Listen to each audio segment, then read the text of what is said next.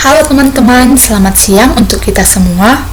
Kami dari kelompok 22 ingin mempresentasikan video mengenai keanekaragaman mikroorganisme, tepatnya tentang alga hijau. Untuk itu, perkenankan kami untuk memperkenalkan diri kami.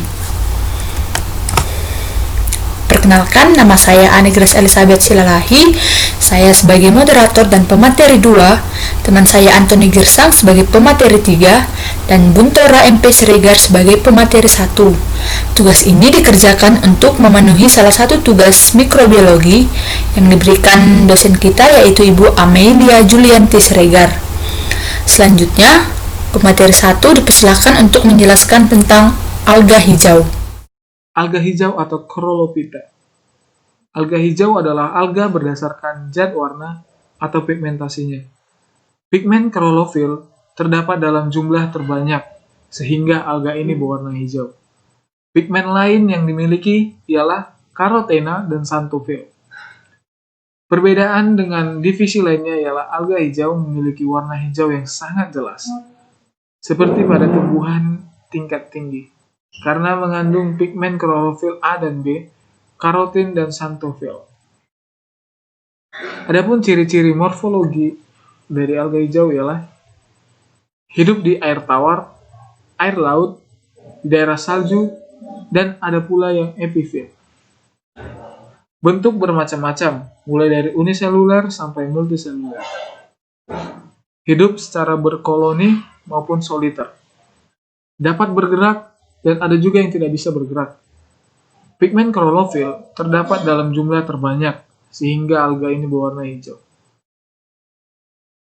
Alga hijau bereproduksi secara seksual dan aseksual. Materi selanjutnya akan dibawakan oleh Annie Grace. Baiklah, selanjutnya saya akan membahas tentang Chlamydomonas. Untuk morfologinya, yang pertama yaitu genus dari ganggang hijau yang bersifat uniseluler dan bergerak dengan flagellata. Yang kedua, Chlamydomonas digunakan sebagai model organisme untuk biologi molekular, terutama pembelajaran pergerakan flagella dan dinamika kloroplas, biogenesis, dan genetika. Untuk ciri-ciri properti Chlamydomonas, yang pertama yaitu memiliki sel berbentuk lonjong dan dinding sel berbahan selulosa. Kedua, memiliki sepasang flagella yang terdapat di depan sel. Yang ketiga, memiliki bintik mata yang mengandung pigmen berwarna merah terletak di pangkal flagella yang biasa disebut dengan stigma. Yang keempat, hidup secara autotrof dengan kloroplas tunggal. Kelima, memiliki vakuola kontraktil dan pirenoid.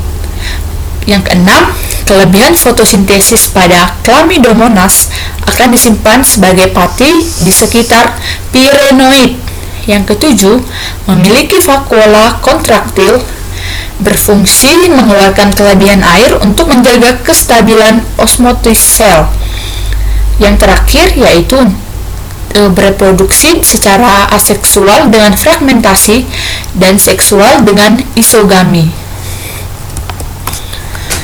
Sifat-sifat khusus dari Chlamydomona yaitu bagi manusia digunakan sebagai model organisme untuk biologi molekular, terutama pembelajaran pergerakan flagellal dan dinamika kloroplas, biogenesis, dan genetika.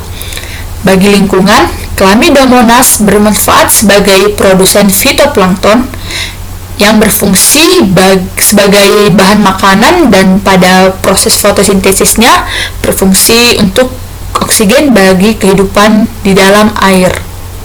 Saya Anthony akan menjelaskan materi tentang Volvox. Yang pertama adalah morfologinya.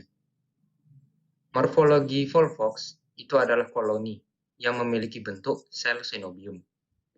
Sel synobium dapat diartikan sebagai organisme yang memiliki jumlah sel tertentu sehingga bentuk tubuhnya relatif tetap. Lalu bentuk tubuhnya menyerupai bola dan berwarna hijau. Warna hijau diakibatkan oleh adanya klorofil di dalam tubuh Volvox. Selanjutnya adalah ciri-ciri properti. Sel-sel vegetatif Volvox memiliki pi yang berflagel 2. Setiap sel di dalam koloni dihubungkan dengan benang-benang sitoplasma. Volvox hidup di air tawar.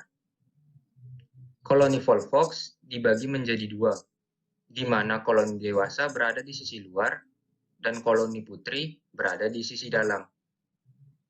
Perkembangbiakan Volvox dibagi menjadi 2, vegetatif dan generatif. Perkembangan vegetatif dengan menggunakan sel-sel vegetatif di koloni yang disebut gonidia. Sedangkan perkembangan generatif dengan ogami, di mana sel ovum berukuran besar dan non-motil, sedangkan sel sperma berukuran lebih kecil dan motil.